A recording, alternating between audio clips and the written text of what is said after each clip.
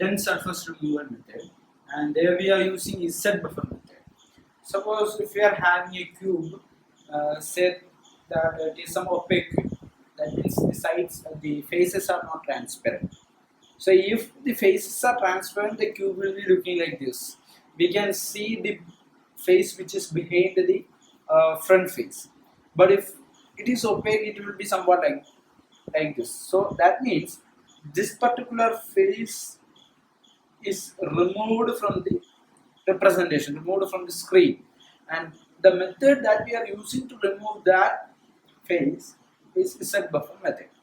Here, suppose if we are for making it more simple, we are considering with two diagrams. Suppose say we are having two rectangles, one green and one red, and this rectangle is behind the green rectangle. So when we are looking from the front, a portion of this green red will be covered by green. So how we are achieving that, we can see here in the Z buffer method. What they do is, first they will select a surface. Suppose say that first they are selecting the red surface. So first step is 1 pixel position at a time across the surface. So they will select a surface. So first initially a depth will be, a depth d is equal to 1 will be fixed, and for that particular depth we will be giving a color. Suppose say it is here it is white, so background color white will be given for depth is equal to d1. So while checking each surface, if the depth is 1, then the color represented in the screen will be white. So what we do is, in symbol, here we are having 7 pixel downwards and 4 pixel in a row. So it is the representation 7 pixel downwards and 4 pixel in row. So first what we do is, first we will be considering the red surface only, and now for each pixel we will be calculating the depth. So wherever there is nothing, that means that only this red surface can only be seen in these pixels.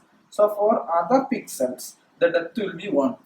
That means for these are pixels the depth will be 1, and for those pixels a color white will be presented in the screen. Now at these 4 pixels the depth is 0.5. So for those 4 pixels the depth will be stored as 0.5, and for the depth of 0.5 they will be representing a red color. So initially it will be somewhat like this. So it's over. Now we are going to consider the green surface. So there too, each pixel they will calculate the depth. So for this pixel the depth is 1. So for all those pixels the color will be white. For this pixel, here it is the place where we see this green one. So for all those pixels the depth here when measured will be somewhat like 0.3. So for all those pixels the depth is 0.3.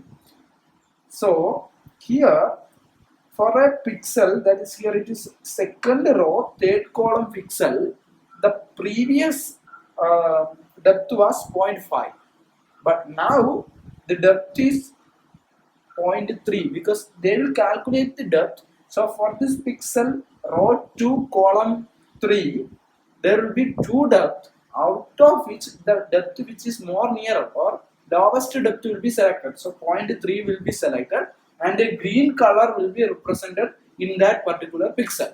So if you are looking, we can see that there will be a green color here. There will not be any color. There will be a green color in this particular pixel. Actually in previous case it was red, but now when depth is calculated the depth of green is much less compared to depth of red, so we are having a green color. So this is how we are using this Z buffer method, such that we are able to hide a surface. Here the red surface is hidden behind the green surface. So now mathematically if we are saying, we can use some formulas. So formula of this one, formula of Z will be something like Ax plus By plus C, something like, there will be some formula. By using the formula of plane we can find this depth, and that depth will be stored here. So this is how we use hidden surface removal method. to remove the surface behind a particular